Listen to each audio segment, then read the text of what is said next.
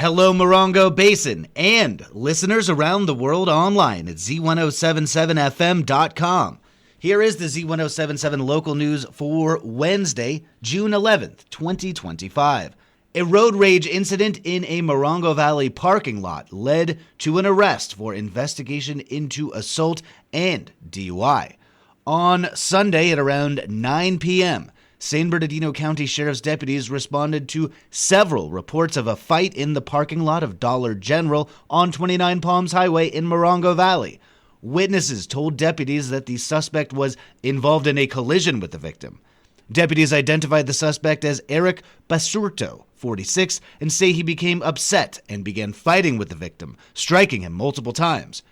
Deputies say Basurto fled the scene, but was identified by his license plate at around 11:30 p.m. Deputies contacted him in the 10,000 block of West Drive in Morongo Valley, where he was taken into custody.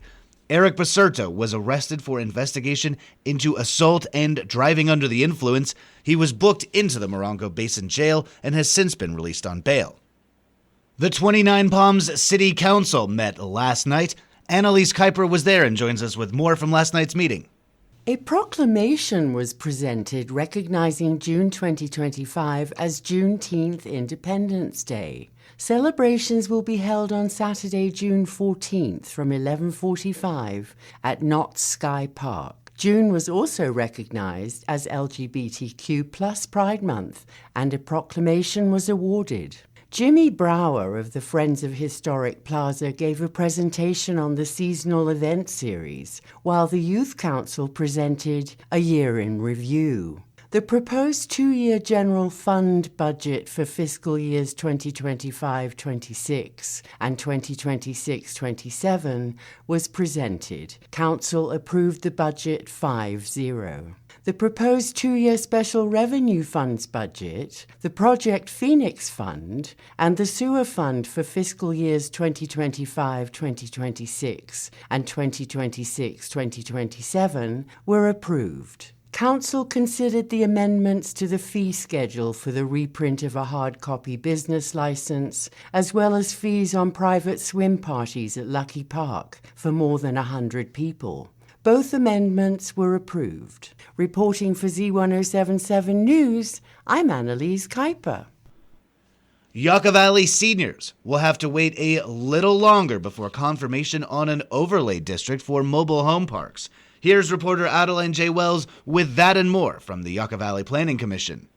Last night's regularly scheduled meeting of the Yucca Valley Planning Commission was led by Vice Chair Matthew Thomas due to the absence of Chair Alejandro Vasconcelos. The Commission voted to begin with the second public hearing due to significant public turnout for the item, which concerned a proposed ordinance that would add a senior mobile home park overlay district to the Development Code. The Town Council adopted a 45-day moratorium on the conversion of seniors-only to all-ages mobile home parks in December 2023. The moratorium has been extended twice since then while Town staff considered permanent zoning solutions and is currently set to expire in November. 4 of the town's 7 mobile home parks currently meet the threshold of a seniors-only park, in which 80% of units have at least one resident over the age of 55. The proposed ordinance moves to create an overlay district consisting of these 4 parks, which are the Country Club Mobile Estates, the Aztec Mobile Home Park, the Gates of Spain Mobile Estates, and the Apache Mobile Home Park. Over 30 residents attended the meeting in support of the ordinance, and several spoke about the importance of protecting accessible, convenient housing for Yucca Valley seniors. The Commission had several questions for Assistant Town Attorney Erica Vega concerning language in the proposed ordinance, particularly in regards to federal regulations and a 90% threshold item, beyond which parks can rent to non-seniors to protect occupancy rates. The Commission moved to continue the item to their July 8th meeting, giving town staff time to conduct further research on the matter. The Commission then considered a variance request for a single-family residence to be built at 57461 Bandera Road. The applicant, Charles Gabriels, requests a variance that would allow for a 20-foot setback, reduced 60% from the 50-foot setback required by the town's development code. The property is located within a developer-designed tract map that covers Western Hills. Town staff recommended that the Commission deny the application, as the project does not meet the threshold of exceptional circumstances required to approve such variance requests. The Commission denied the application, with Commissioner Gerard Noonan abstaining from the vote.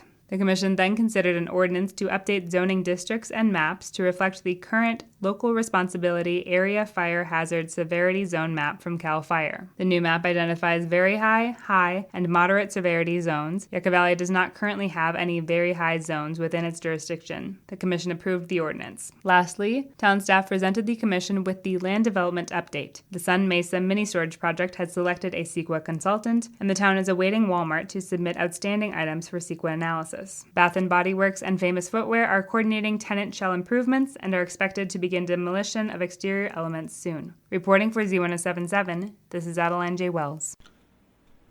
Last night, the Morongo Unified School District Board of Trustees held their penultimate meeting for the 2024-2025 school year. Reporter Gabriel Hart was in attendance and joins us with this recap. The meeting began by honoring former board member Carolee Hargrove, who announced her resignation from the board last month. Board President Christopher Clare described Hargrove as, quote, always honest, gave her opinion on everything rather than just sitting back and going along with everyone, unquote. Assistant Superintendent of Secondary Education Amy Woods gave a recap on last week's graduation festivities. Out of 3 graduations, there were 80 graduates from Black Rock High School, 117 from 29 Palms High School, and 254 from Yucca Valley High School for a total of 451 graduates from MUSD. During the public hearing for the Local Control and Accountability Plan, one public comment accused MUSD of, quote, considering closing 4 MUSD schools, including Friendly Hills. This outcry spilled over into the general public comment as well, with 3 out of 5 comments sharing the discontent. MUSD Public Information Officer Janae Estrada told Z107.7 that this information came from a recent May news update on the district's site that stated MUSD, quote, began reviewing a comprehensive demographic study analyzing population and enrollment trends throughout the basin. How changing demographics could impact student enrollment at individual school sites, particularly in the event of boundary adjustments or potential school closures, unquote. While their news update goes on to state that, quote, the board plans to continue this process over the next 2 years, carefully considering all available data before determining any necessary steps to support the long-term functionality and sustainability of the district, unquote. Estrada reassured Z107.7 that MUSD has no plans to close any of their schools. Reporting for Z107.7, I'm Gabriel Hart. The Yucca Valley Airport District Board of Directors meets in regular session today to continue their discussion about asphalt repair requirements. They will also discuss assessments for the 2025-2026 schedule and receive a report from the treasurer. The public is welcome to attend this meeting, which begins today at 6:30 p.m. at the Yucca Valley Community Center. The Native American Land Conservancy is hosting a full moon hike through Coyote Hole and Joshua Tree today at 7:30 p.m. Reporter Gabriel Hart gives us a brief history of the NALC's acquisition of Coyote Hole and what you can expect on today's evening hike. With ties to the Serrano and Chemehuevi tribes, the NALC acquired the sacred 30-acre plot in 2018 from San Bernardino County. Located in a hidden canyon east of Park Boulevard, Coyote Hole is home to ancient petroglyphs and various wildlife, and while it was never a village, it was likely to be used by tribes for food gathering and processing. According to a study by the NALC, the site has had 11,000 years of continued occupancy. Working with neighboring sites controlled by the Mojave Desert Land Trust and Joshua Tree National Park, the NALC continues to preserve Coyote Hole with frequent cleanup, educational programs, and research on its flora and fauna. For Wednesday's full moon hike, the NALC guides will be well equipped to point out any night-dwelling creatures as well as night-blooming flowers. Attendees will traverse the sandy wash leading to Coyote Hole during sunset, then return under the light of the full moon. No registration required, just show up at the trailhead at the end of Altaloma, east of Park Boulevard. To contact the NALC for more information, please visit the link in this story at z107.7fm.com. Reporting for Z107.7, I'm Gabriel Hart. And finally, you are invited to take part in a special edition of the Z107.7 Up Close show this Friday. This week's show will be an early candidates forum for candidates for the California 23rd District congressional seat. Under California's top 2 rules, a nonpartisan primary will be held on June 6th of 2026. The top 2 vote-getters, regardless of party, will then go to the general election on November 3rd, 2026. The field is already up to 5 candidates: incumbent Republican Jay Obernolte and 4 Democratic challengers: Edwin Alonzo, Paul Chakalian, Alexis Claiborne, and Teslyn Hodge. All 5 candidates were invited, and while Obernolte is unable to attend, the other 4 will be on Friday's show.